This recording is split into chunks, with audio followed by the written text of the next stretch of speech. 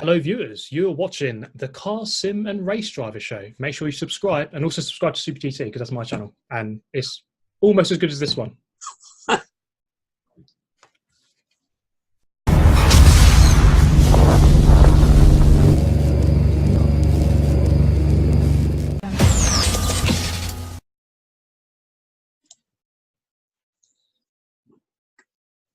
Welcome. You're watching and listening to the Car Sim and Race Driver Show, and it's a very special show this week because we have none other than Super GT, Steve Alvarez Brown. Hello, Steve. How are you today? Hello here. Yeah, really good. Thank you.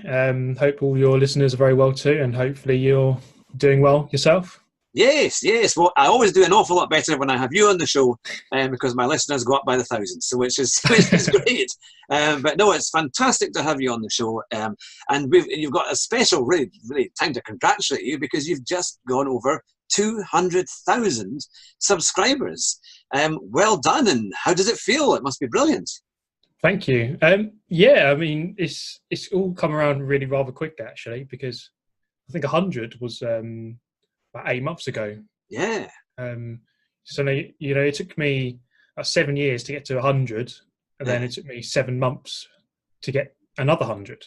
Yeah. So it's all been a really quick growth recently. But yeah, just really happy with how the channel's been going recently. The amount of people tuning in to the videos, to the live streams. So yeah, couldn't be happier with how it's going at the moment. That's super. I remember when I first interviewed you in October, I think you had 140,000 subscribers. And in January, when we did our second one, it was up to 170,000. And then it's now to get to 200,000 and already go over that is absolutely brilliant. So what do you think has been the key to your success and just getting these numbers up and getting so, there's a lot of funness out there for you for sure. What do you think it's been? Yeah, I think one of the main things, one part of it is the karting videos, which I've started introducing to the channel. So I've always done karting since I was 10 years old. Mm. I've posted some videos to a second channel for a while. But then I thought, let's do some commentary on them. A lot of people ask for that. Let's commentate over the top of it and put them on my main channel. And I did that, and then one of the videos got, I think it's 160,000 views. Yeah. So that's just it's just added another dimension to the channel because it kind of shows there's simulated racing, there's gaming, there's also some real life racing on the channel too. So I think it's just having that nice balance between all three. So that it's kind of just, it set the channel in sort of a nice tone with sort of a broader spectrum of racing, not just games, but real life as well. Yeah, just to mention that incredible karting video that you did. You started off near the back of the field. I think it was just because of the way that the lines had been drawn, wasn't it? It was a non-qualifying. You just it was a random turn up and and you have different starting grids. And you'd got yourself about 13 or 14 overtakes in the first lap. It was magnificent to watch, and for any of our listeners and viewers, if you haven't seen that video, I would strongly recommend you go and watch that because it really was a brilliant race, and you went on to do extremely well. I won't tell our viewers and listeners what happened. They need to watch the video to see what happened. But it must. I mean, do you find that because you're doing so much sim racing, when you finally get out on the go-kart track, you're just ready, fired up to kind of put everything you've got into practice? I think, in a way, yeah. I think as much as I love playing Gran Turismo and all the games every day, I do want to just get out there on the proper real track and just do it for real. It is a better feeling doing it, on a real circuit. But yeah, those races were really good fun. And as you say, yeah, the reason why a lot of people are asking why did you start at the back. So you have two races, and they average your starting position. So one will be if you're on first on one of them, you'll start dead last on the other one. So it averages out. Yeah. So I just happen to be at the back on that one. But I suppose just doing so much racing, I race maybe once a month in real life, and every day, pretty much on the console. So it just keeps your mind sharp. You always making decisions, keeping your reaction time sharp, not feeling pressure. So I was on Gears and Gasoline There's another YouTube Yes, channel. that's right. Yeah, yeah. And they ask very similar questions about, does gaming help you in real life? And in many ways it does. It doesn't make you like really quick as such, but it just makes you more mentally focused, make less mistakes. So there is definitely an overlap, like from the gaming going on to the real life racing. Yeah, and you did. Did you take part in a 24-hour race as well? Wasn't it? That was one of your. Was it a university race or something? It was or organised. It was a championship thing that you did. So yeah, Buckmore Park do a 24-hour car race, and the WTF1 guys. So it's media outlet to cover. Yeah. A lot of motorsport, but mostly Formula One. They got a team together of sort of content creators, YouTubers. So the likes of Jimmy Broadbent, Tim McMurdoch. There's about 8 of us in total, and we won the clubman class. So there was a pro class, clubman class. Our team was a mix of some experienced guys who've done a lot of karting and some like novices who have never done it before. So we were in the clubman class. I was only there for half the day because I had to go to that university race afterwards. So you were racing video that we're talking about. So I was doing my stint, finished at 11 p.m, stayed around for another hour, and then went home. And then I was up at 5 a.m. to go to another track. So it was a really busy weekend, but I enjoyed it. And it was really good, that kart race, the 24-hour, just to get together with a load of content creators, just to, you can discuss, just being able to discuss our job, because not many people can understand what it's like. Kind of do this job. But it was a really good race, really enjoyable, good to meet everyone. It looked a lot of fun. And I think, was it Jimmy Broadbent? I don't think he had actually done much karting before, you were saying, I think. I don't think he'd actually done any. Really? Possibly a tiny bit. I don't think he'd actually done any before. And certainly not in the sort of competitive nature that it was on that day, because it was really, there's some really good drivers there. And being Britain, it was rainy. It was very wet. It was possibly the hardest conditions because it was slick tyres on a wet track. And go-karts are lethal like that, isn't it? Exactly, yeah. You spin if you brake too early or brake too late or too hard going into a bend, isn't it? You're going into that hairpin one and your car's just going straight on. It just isn't going around the corner. So, fair play to these guys because given that they've never done it before, they came in the hardest possible conditions and they actually did really well. Yeah, I think it must be something else to do a go-kart track at night because it's you don't really get much protection in a go-kart, isn't it? You just got your suit and that's it. You're in the kind of environment, and it's windy and it's if it's cold, you're going to feel it. It's going to really kind of take it out of you.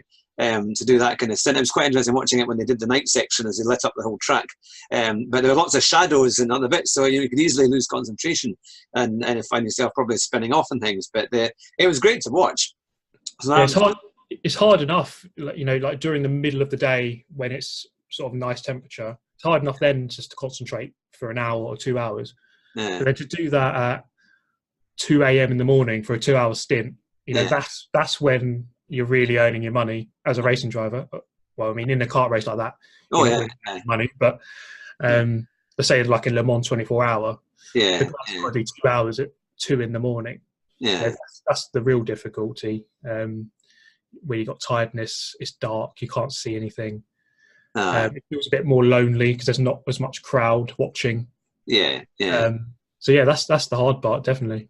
It was great to watch, and I have to say it looks fantastic fun. And Buckmore Park looks like an amazing circuit. I've never been down there, but it does look brilliant. And it was very bumpy. I mean, I noticed from your go-karting footage, it's really just how much you were, the kart really was shaking over these bumps. So you'd feel it. You'd have to be pretty fit to keep going and obviously drive properly when it is such a bumpy circuit. Yeah, it's a very bumpy track, and you do have to use a lot of the curbs to really like maximise your lap time. Because you were right out on the sides, weren't you? You're really kind of using everything to get the best drive out the corner. But you feel it the next day, let me tell you. So I did that 24-hour kart race. Then I was at the university one the next day. Had to drive 2 hours each way to get there. So goodness, I spent so much time behind a wheel of some sort, either driving to a track or racing at the track. By the time I came home, I think I slept for like 12 hours straight away. I bet, because it does knacker you out. Yeah, it really does. Yeah, if ever you're, by the way, if ever you're in Lanzarote, there's a phenomenal outdoor go-kart track in Lanzarote. I went there back in 1993, and it's literally at the face of a volcano. So if you go, they might not find you for a few thousand years. It's kind of, but it's brilliant. We went there in 1993, and it had all these kind of Senna posters, and now it'll have Alonso posters and so on. But it was up on the top of the hill, and it kind of went down. And you can see it on Google. You can get it on Google Maps and things. And it's a brilliant circuit. It just goes down to these kind of crevices, and it comes back up the hill on these hairpins and things. And we had great racing up there.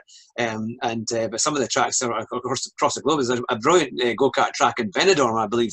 I saw it when I went there once as we came in on the bus, and it was like a glistening tarmac that only the kind of Spanish circuits are like. So it looked amazing, but there's some fantastic go-kart tracks out there. And I think it's the best way for maybe people who are not gotten into motorsport that much, or they can't afford to do like a race day, but they could do a go-kart event. It's just a wonderful way of getting into motor racing and seeing what it's actually like to drive something that's really kind of, it reacts so quickly to your input, and you've got to be aware of what's going on. But so no, that is something. So what would you say? We'll move on now to some of the races that you've been doing recently, because you've been doing FIA races. Yeah. What would you say have been some of your best races over the last few months that have made a big impact, or you feel you've made a lot of progress on? Oh, yeah, that's a good question. Well, I would say that just overall, since moving to the wheel on Gran Turismo in January, I've had a lot of much better races than what I've ever had before. So I think I'm better now at the game than I've ever been. Yeah, it's good. I think the best way to measure it often is by looking at the score that I get. So the FIA races, you get a score at the end of each race based on the quality of the people within the race. Yeah. So if you're on a high rated lobby, you're going to get more points, and obviously if you finish higher up in the race. So I've had a couple of races over 2,000 points, which I've never had before. And normally I'm in the sort of the second, often in the second split. So you've got the lobby above, which is all the very best. Yeah, yeah. Oops.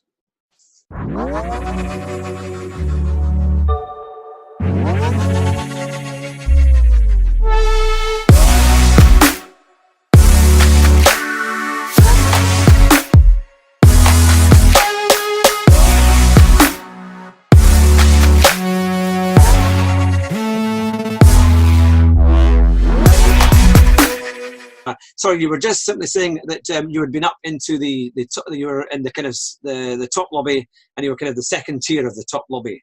Yeah. Just before we got cut off there. Yeah, so you were saying that's one of you're improving all the time. Races are getting better, and you're getting incredibly fast times, because I noticed on that the race from last week, which was at Brands Hatch in the old Formula One cars from the early 80s, and you were doing like 1:11.2s or very, very quick times, and that was a really, really hard car to drive as well, and very, very close races. Did you find that was quite good fun, because you were right up there? I really struggled with that car. I really found it so hard to drive, because it was in an 80s F1 car. It was a very pure driving experience, but it was really difficult to string. I think it's a 15-lap race. It was really difficult. I found it so mentally taxing just to drive that car.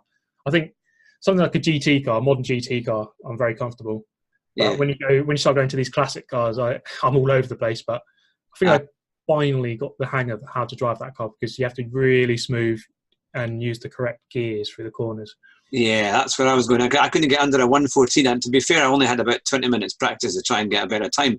But I think I was going in too low a gear, and I noticed you were going in a much higher gear, and that must have been keeping the car more steady or something right out of the corners and things, because it was like the power would suddenly just come on, and it would the car is so much turbo lag, and just so much power in general. Yeah. That if you floor it in a low gear, it would just spin the wheels too much. Yeah. So, and also the gear shifts were too long and clunky. So you minimize the amount of gear shifts. So just hanging around in a higher gear just seemed to help both of those things. Yeah. So do you have big plans for the summer? Are you going to go to any big special events and things to have a go in racing and things, or to see any big events? Well, this Sunday I'm going to Brands Hatch to watch the Blancpain. So you know David Perrell, he's been on the show. Yes, yeah. Interviewed him last He's racing on Sunday. It's my local circuit as well, so I can just go down there. It's quite easy to get there. Aye. And yes, I'll be watching him. I'll be watching the whole event, of course. In terms of sort of the gaming events, because most years I kind of go to a couple of events each year. So for Forza Esports Championships, I'm normally going somewhere. They haven't revealed their plans for this year, and maybe try to get to one of the Gran Turismo events. All right. This year, either as a qualifier myself or just as some sort of media in some way. Yeah. But at the moment, there's no real plans other than my karting championships, I suppose. I know when all the dates for that is or are. I suppose a good event which I'm going to, which people may well be looking forward to, because a lot of people like the karting videos. I'm going to Spa in pretty much 3 weeks' time, end of May. All right. So Club 100 do a 2-day sort of mini championship. So teams of 3 or 4. So it's a mix of sprint races, like 25-minute race, and then a couple of 1-hour races, a couple of 3-hour races. So it's a real mix of racing. Good weekend. Should be able to get some onboard footage from that and have a couple of videos for it.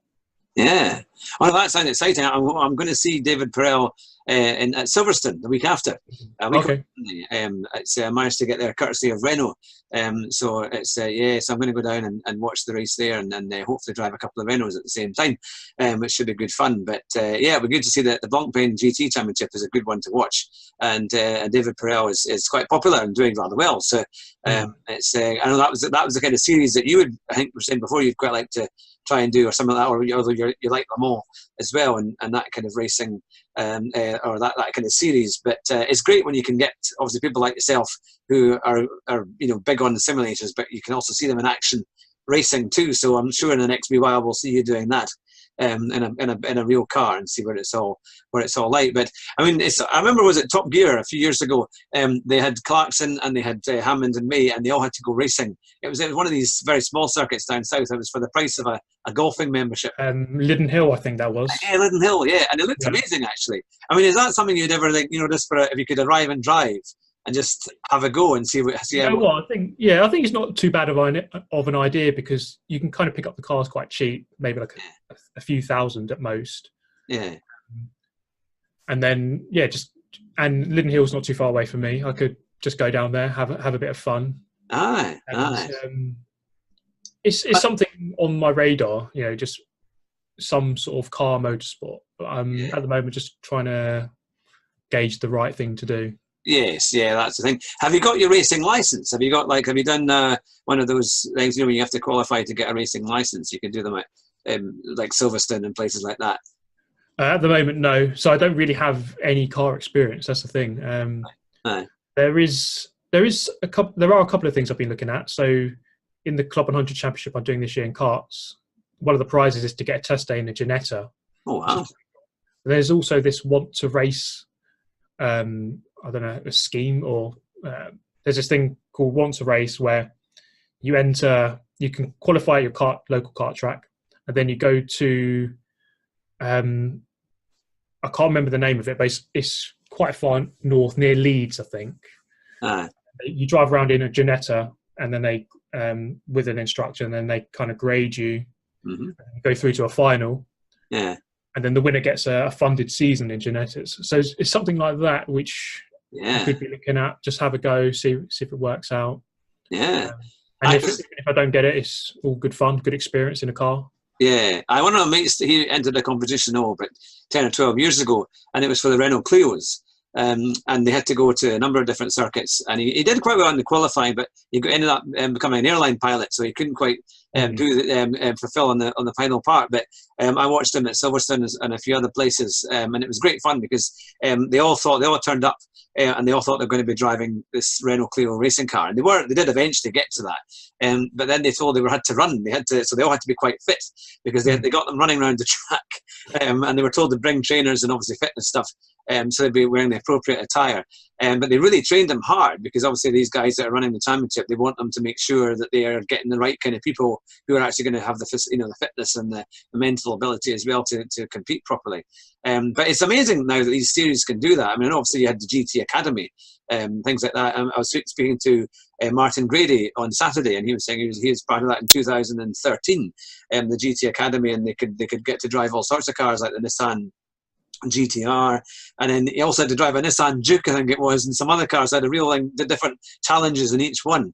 But that might be something that would I don't know if that would that appeal to you, to try and do one of these days when they have to, drive lots of different cars, and eventually you might get into something quite special, where you could end up doing a race for them. Sure thing. I mean, I'm just happy to get behind the wheel of anything, really. I wouldn't be too fussy. If there's any opportunity going, why not give it a go and see what we can get? Yeah. Well, we've got lots of American listeners as well and viewers. So if there's any big rich billionaires in America who are watching just now, you've got your man there, Super GT, ready to take up a seat in one of your race cars and see how you get on. But it's brilliant fun. It's amazing how the technology and how motorsport is just going into this new era of sim drivers, and the way they can you can contest how good you are, and then you're out there before you know it, driving real cars and in some great races. There's is it Brendan Lee, the F1? He's the champion of F1 esports. Yes, yeah. And he started his real life racing career. Yeah. Last month. Yeah. I think he finished 4th in his first race, or I don't know how many races there were on his first weekend, but he did finish quite high up on races, and it kind of shows you, I think, if you've grown up playing a sim or a game, you probably have some passion for racing. Yeah, exactly. It doesn't matter which way in that you go. Not everyone can afford kart racing; it can get expensive. But as long as you've got the passion for racing, then it doesn't matter which route you take in. You can still do well. Yeah, I always remember watching my mate John, who did a race. He got his racing license at Silverstone way back in 2007, and I know that the course at the time cost about £6,000 for 4 days. But I came down to kind of watch to see what it was like, and it was fantastic. And we actually did the course with not Jan Magnussen, but his son. What's his name? The one named Kevin, yeah. He was in, there were 2 classes that did it at the same time, and they were using the Stowe circuit. John was in one, and Kevin Magnussen was in the other class. And he actually had to go away early, but they were all, the ones in his group, they were all getting banned because they were all crashing and cheating and doing all sorts of things that they weren't allowed to. But we met Jan Magnussen, his father, who was there, and because they had a Scalextric set in the Silverstone reception area, and so they were all playing that whenever they weren't in the cars, and they were extremely good at that. But then they went out to race, and my mate John, he qualified, I think it was 5th, and he got up to 3rd on his first race, and then he started 11th on his second race, and he got up to about 4th or 5th. So he did. It was really good fun because they were proper single-seater racing cars. There was no semi-automatic boxes. It was all proper shifting, and they really they worked them hard over the 4 days, but they learned a huge amount. And then at the end of the day, they came away with a license and then two clean races. That's the whole idea. If they crashed, then they wouldn't get the license on the end of it. So it is very, very strict. But it's good. But I know you can do those kind of courses, I think, anywhere in the country that has a number of racetracks, I think, that organise that. Because we've got it, Knockhill in Scotland. You can do it for a lot less, to be fair. Obviously, maybe not quite the same choice, but you can still get races and you get your racing licence if you're able to drive up to the standards and things like that, which is always fun. But it's certainly. To get back to Gran Turismo, there's obviously lots of big championship events, FI races, things like that. Do you feel that the game is going in the right direction? Because in the last wee while, there's been quite a lot of complaints about the penalty system. Like random penalties when you push something. If somebody pushes you off, you can find that the person who's gone off gets the penalty, and the other person who caused it gets nothing. How do you find that at the moment? Because I know it's been a subject that's been coming up quite a bit. Yeah, I think since the game came out, the penalty system has been slowly getting better and better and better.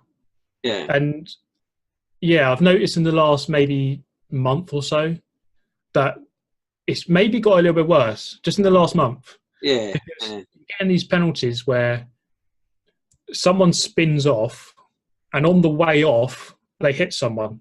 Yeah. And that person they hit on the way off gets a penalty because the game thinks, oh, they've made contact and then they've gone off. Therefore, the other person caused it. Yeah. That's happened to me a few times. I mean, it happened yesterday a couple of times. Yeah, I've seen it in some of your races. This random penalty.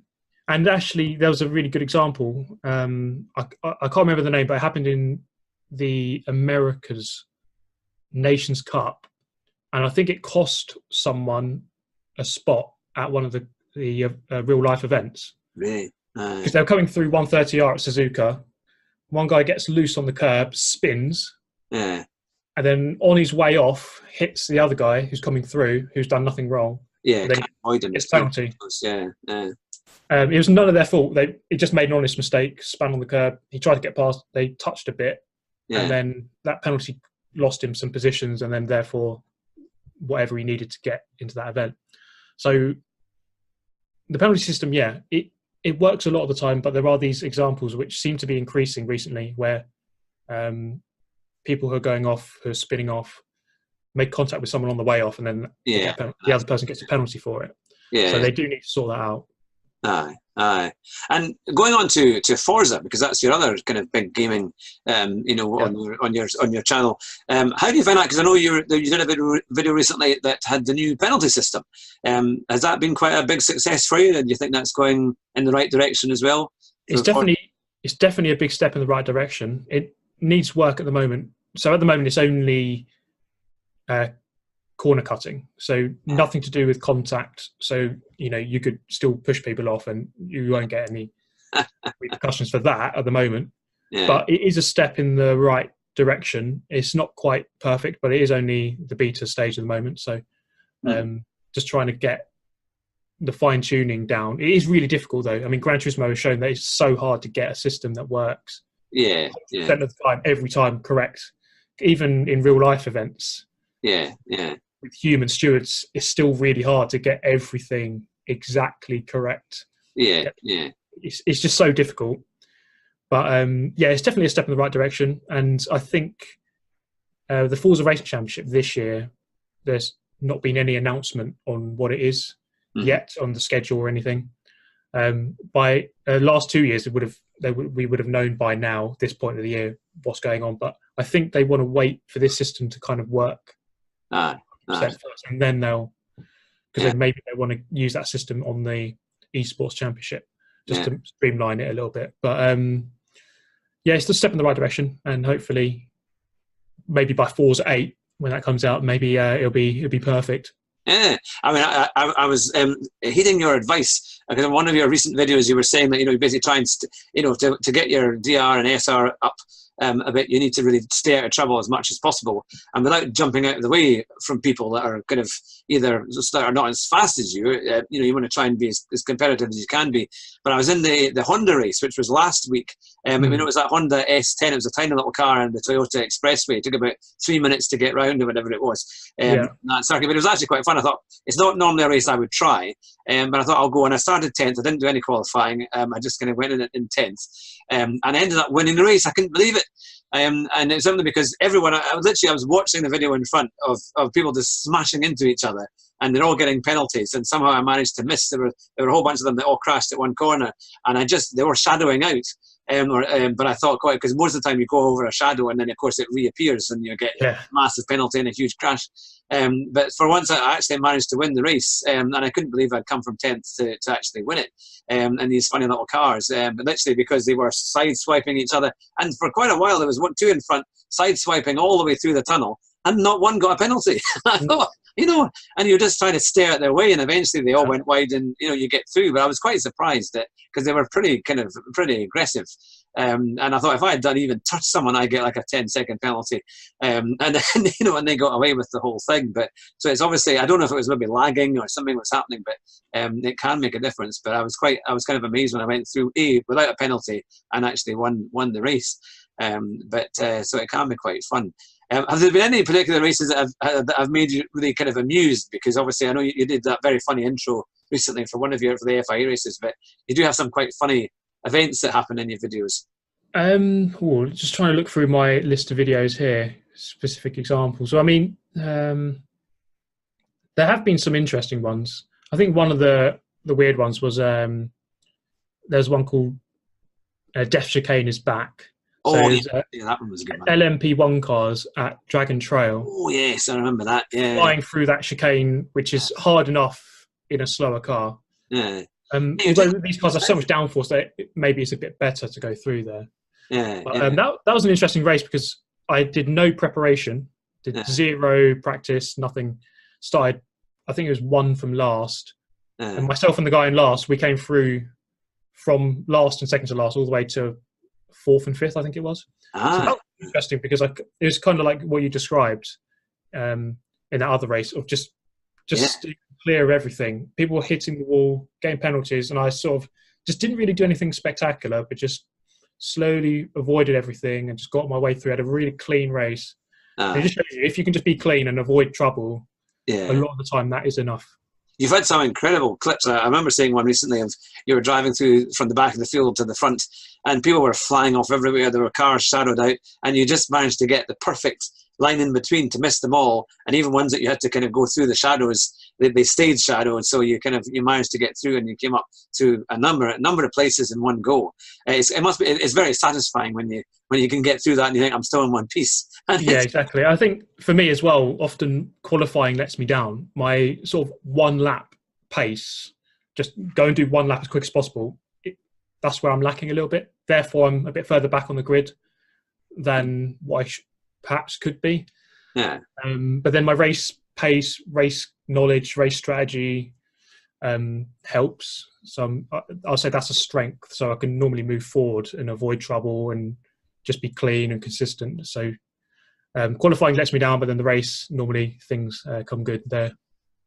No, it's always great fun watching you coming through the field and these amazing battles and things like that, because it's, that's what we love to see. And also you're very, very funny commentary, and you describe how things happen, and he just randomly goes off into the shadow realm and things like that, which is brilliant. I'm sure I'm going to make a t-shirt for that. I've got a proposal for you for that one, because that has to surely go on a t-shirt or a mug at some point.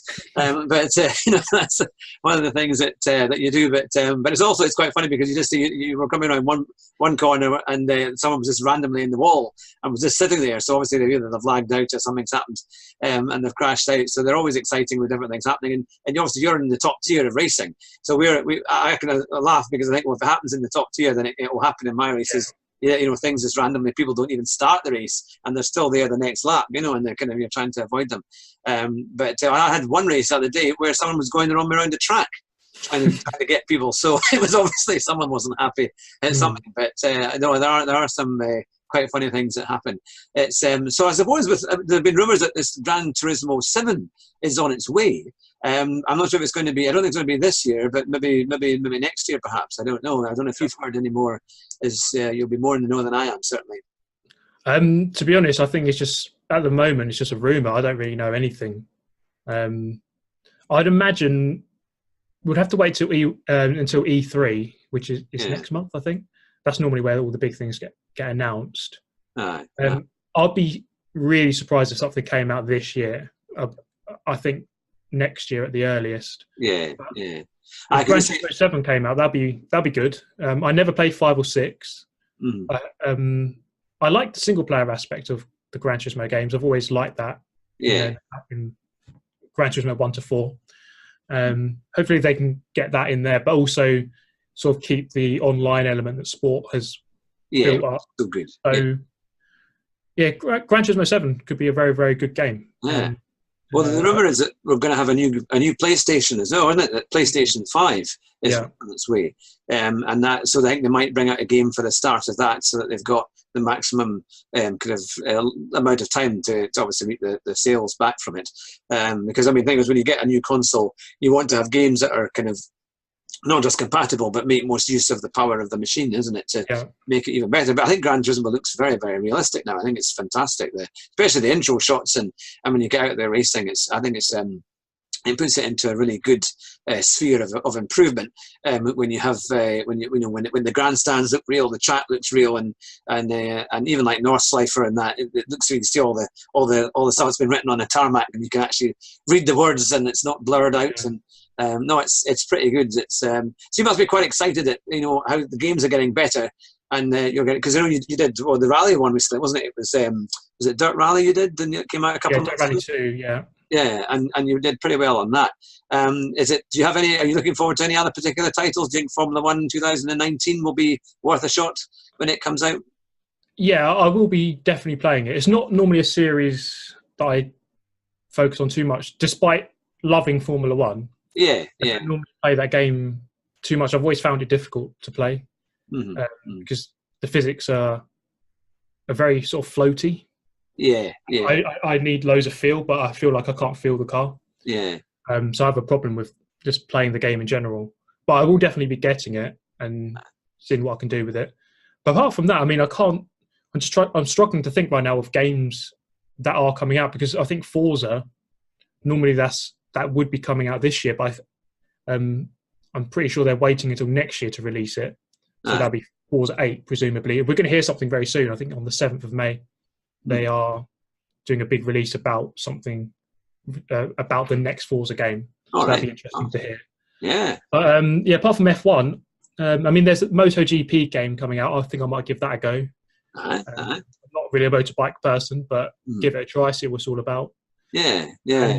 And, there was a go-karting one that came out last year, wasn't there? I'm sure it was some new go-karting game. Yeah, Kartcraft. Kartcraft. And that's. I think there's literally 2 people working on that game. They've done really well with the amount of people they've got. Yeah, yeah. And out of all the karting simulators, that's the best one for me.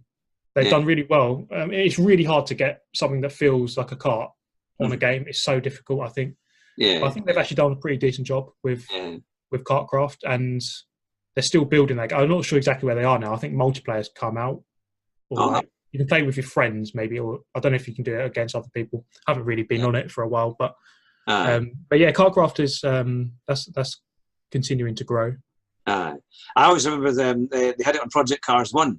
You could get a go-kart on that, and they had a number of quite well-known go-kart circuits that were always quite fun, and it was quite hard trying to get a really good viewpoint because you can get like a kind of helmet viewpoint, but of course when your head moves, it was quite difficult to kind of keep a focus. But they were quite fun, and there was always that one with kind of desert around you, and you end up driving on the sand, and that's about as far as you get. But no, it's amazing how they're coming forward. But well, look, it's been absolutely fantastic to have you on the show again, and many congratulations for hitting 200,000 plus subscribers. Who knows what the next target must be? I know you're saying it was a trillion. 1,000 trillion. Oh, well, there's not even that many people in the world, but it's pretty good going. It's pretty good going, and I'm sure I speak for all the fans or something that say, you know, we really enjoy watching your shows, and definitely to go to the Super GT channel because it really is fantastic to watch. Great commentary, good fun, and a wide range of videos that cover lots of different games and just really good driving events and things as well. So no doubt we'll be hearing from you again later on in the year, and we look forward to seeing your next videos. But so there you have it. You've been listening and watching as well the Car, Sim and Race Driver Show with me, Hugh Hattrick, and my very special guest, Super GT. Thanks very much.